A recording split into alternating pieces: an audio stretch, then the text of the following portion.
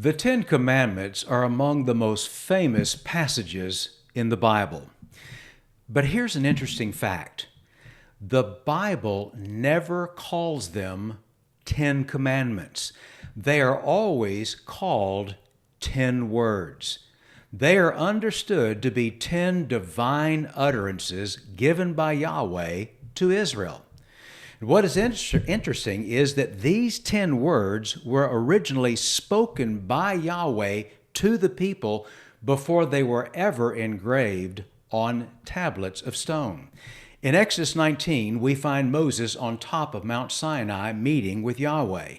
And Yahweh informs him that the people have gotten too close to the base of the mountain and that he needs to go down and tell them to back away. So Moses goes down and tells the people exactly that. And immediately after that, we move into the 20th chapter of Exodus, and here God begins to speak directly to the people. And what he says is what we have traditionally understood to be the giving of the 10 commandments. But the Bible calls them the 10 words because the Hebrew word that we see commandment is actually meaning word, the 10 words. So what was the purpose of these 10 words? They were 10 unique utterances. They were utterances that Yahweh was communicating. He was giving Israel the basic terms of the covenant that he would make between himself and the people we know as Israel. And after Yahweh spoke these 10 words to the nation of Israel, he then had them inscribed on stone. We read in Exodus 32. Then Moses turned and went down from the mountain with the 2 tablets of the testimony in his hand, tablets that were written on both sides. On the front and on the back they were written. But why 2 tablets? Well, it was not because the words of these commandments or these 10 words could not fit on one stone. Again, tradition tells us that half of them were written on one tablet and another half written on the other tablet. But this is not the case. These 10 words, or 10 commandments, if you will, they were a treaty document, a covenant between 2 parties. And in the ancient Near East, it was standard practice to make a duplicate copy of the treaty document. One copy belonged to each party, who would then put it on display in their respective temple. This way, each of their gods could see the terms of the treaty and watch to ensure that both parties were being faithful. Well, in the case of Israel, we're only dealing with one deity, and that, of course, is Yahweh, and he alone could ensure whether or not they were being faithful to the terms of the treaty. And for this reason, Yahweh had the copies, the 2 of them, placed in the most holy of places, the Holy of Holies in the tabernacle that he had instructed Moses to have the people build because he chose to dwell among them. Now, the point of all of this is that these 10 words, they were the fundamental terms of the covenant between Yahweh and Israel. And again, it's assumed that because these words were written in stone, so to speak, that they were to apply directly to all people at all times throughout history. Unlike the larger Levitical law, which obviously only had direct application to Israel, these 10 words, they had universal application. But you need to understand, this is not the case. These 10 words that Yahweh uttered to the people, they came with a preface. And that preface was a clear statement as to who the audience, the specific audience, was. This is what you read in Exodus 20. I am the Lord, your God, who brought you out of Egypt, out of the land of slavery. These 10 words were never communicated to other nations. In their ancient context, they were given to Israel and Israel alone. They had received them, that is, the nation of Israel had received these 10 words or these 10 commands after their deliverance from Egypt. The people had agreed with Yahweh to a covenant. They were entering into a covenant with Yahweh, and they had agreed to be to Yahweh a kingdom of priests and a holy nation. But this is important. What did it mean to be a kingdom of priests and a holy nation? Well, the 10 words would make it clear as to exactly what it is that Yahweh expected, what it meant to be a kingdom of priests and a holy nation. Now, we know there are 10 because it's recorded in Exodus 34 that, and he, Moses, wrote on the tablets the words of the covenant, the 10 commandments, or the 10 words to be specific. So how are we to understand these 10 words? Well, let me give you a clue. The way we group these 10 words, or these 10 commandments, makes a difference in how we interpret them. It is generally taught that these 10 words, or 10 commandments, are neatly broken into two parts, or two groups of laws, if you will. The first 4 pertain to God, and the final 6 pertain to the people, the nation of Israel. The first 4 teach how people are to live in relationship to God, and the final 6, they reveal how the people were to relate to one another. But this artificial division between commands shows a real lack of understanding as to how a covenant works. You need to understand, in the ancient world, the covenant community, in that covenant community, every aspect of life is an expression of worship and loyalty to God, who has committed himself to the people. How the people treat one another, how they live among one another, reveals their heart and their loyalty toward God. A better way to understand these 10 words, or these 10 commandments, is to see that the first 2, that is, the first 2 words or commands, are foundational for the remaining 8. You get the first 2 right, and the other 8 will follow.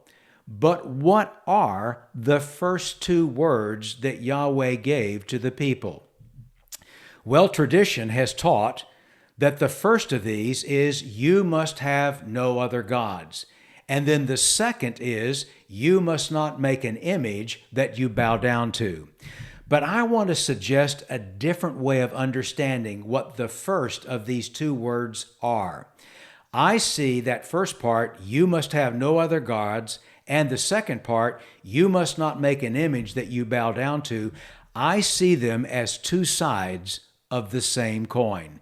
These 2 statements, in their historical and cultural context, give an expression of what that first word is, what Yahweh was communicating to Israel.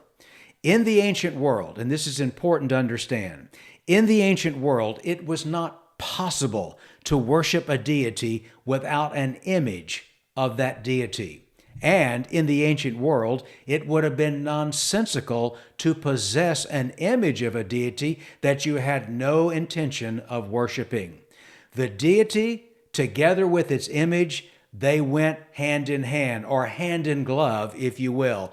The whole reason for images is worship, and the means of worship were the images. So, that first word, or that first command, would be this: I am Yahweh your God. You must have no other gods, and you must not make an image of those gods.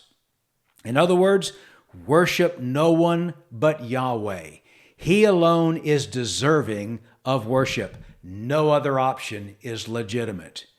And then the second word, or the second command, you shall not take the name of the Lord your God in vain. It is equally important because it ties together with the first. And let me state right up at the front that this second command, or this second word, was not about using the name of God as a swear word. It is not about cussing. To understand this word, or this command rather, we need to understand the word take. That is, to take God's name in vain. The word take, it can mean to bear or to carry. Now, the confusion comes because some have concluded that because a name cannot be lifted or carried, it must have something to do with speaking out my mouth. It must be a prohibition against the spoken use of God's name in some situation or in some manner. But this is not the case. Israel, remember, was chosen by God to be a holy nation. They were to be a holy people, meaning they were to be an uncommon people amidst the nations that surrounded them. They were to be different from all the people who lived around them. That's what the word holy means. It means something that is set apart, something that is uncommon, something that is not like everything else common, but rather it is uncommon. And their calling, that is the nation of Israel, they were to take or to bear the name of Yahweh and represent Him well to the people, the nations who lived around them. This is why God told them to not take His name in vain. You are to represent me well, Yahweh was saying. Because understand, Yahweh was not to be known by a carved image.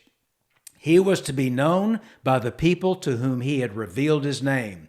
Their words, their very actions would reveal who He is and would reflect their faithfulness and their loyalty to Him to all of the people who lived around them. Israel was to be a holy nation, an uncommon nation. Hence, the first of these two words are the two commands, worship only Yahweh and represent Him well. They provided the rationale for the 8 that would follow.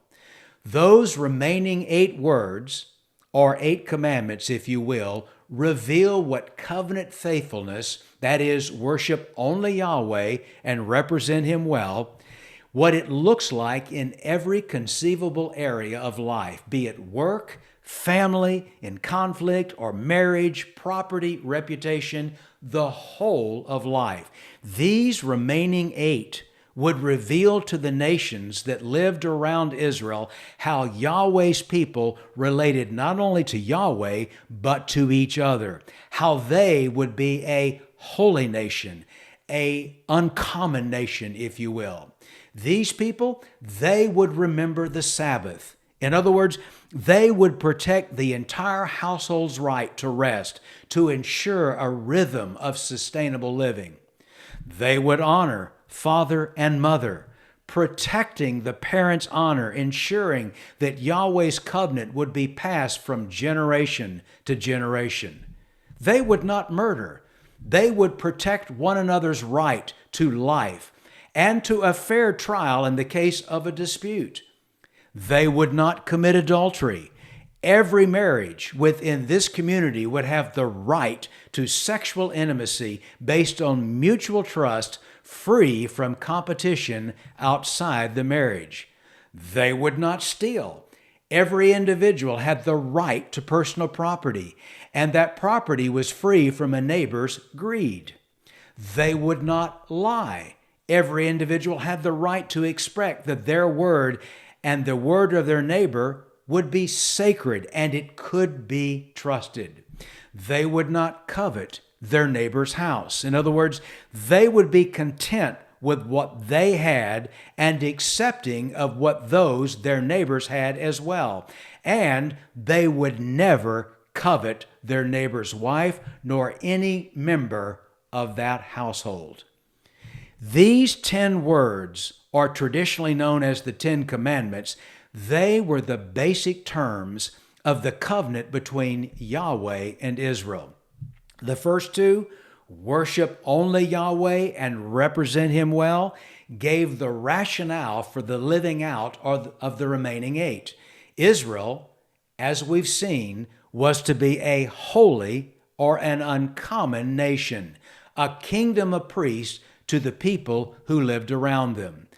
Their faithfulness to Yahweh with their unique lifestyle, as seen in these 10 words, these 10 unique utterances that we know as the 10 Commandments, would cause them to be a light in a world of darkness. In reality, what you see playing out here is the very promise that God had given to Abraham so many generations earlier, that Abraham's descendants, now the nation of Israel, they would be a blessing to all the families of the earth. It now had the potential to be a reality. But unfortunately, that did not go as planned. And that is a video for another time. Hey, listen, I do hope this has been helpful as we've looked at the 10 Commandments, or as the Bible says, the 10 words. And if it has, would you take a moment just to hit that like button? And again, if you've not subscribed to this channel, I encourage you to do so, because I post a video every week, and my whole goal is not only to help you, but I'm helping myself as well to grow in our understanding of this marvelous book we call the Bible. It is rich with God's truth to you and me. And again, thanks for being a part of this, and as always, God's very best to you.